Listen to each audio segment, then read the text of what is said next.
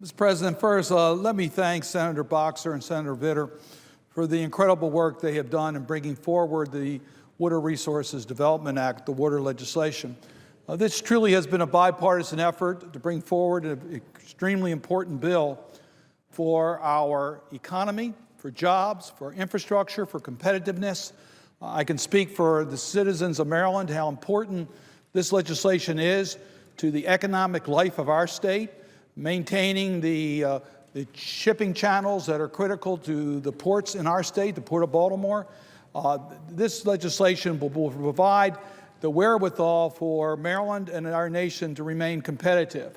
And in this environment, it's not easy to get a major bill to the finish line. And it looks like, as a result of the work done by the chairman and the ranking Republican member, we're on the verge of being able to move this bill forward. I know we're going to have a few votes in a few moments, and I wanted to take this time to urge my colleagues to reject the Barrasso amendment that would deny the regulation of a lot of the waterways in our country. For 40 years, the Clean Water Act dramatically improved the health of a generation of Americans. Without this law, which for decades have protected rivers, streams, wetlands, lakes, and coastal waterways from toxic pollution, all of our nation's waters would be less safe to swim in, to fish in, and to especially drink. Mr. President, we're talking about the health of the people of this country, the Clean Water Act. We're talking about the health of our streams, of which people live next to. We're talking about families depending upon clean, safe water when they turn their tap on so they can have water to give their family. We're talking about our environment. You know, I'm pretty aggressive on this because I had the honor of representing one of the states that's part of the Chesapeake Bay watershed, and the presiding officer also represents a state, West Virginia, that involves the Chesapeake Bay, as does Pennsylvania, as does Delaware, as does Virginia, as does Pennsylvania, and the District of Columbia. My point is there's over 100,000 streams and rivers that feed into the Chesapeake Bay. Now, the Chesapeake Bay is the largest estuary in North America, has thousands of species. Life depends upon the waters that flow into the Chesapeake Bay. The Barrasso Amendment would deny the effectiveness of regulating the health of the waters leading into the bay.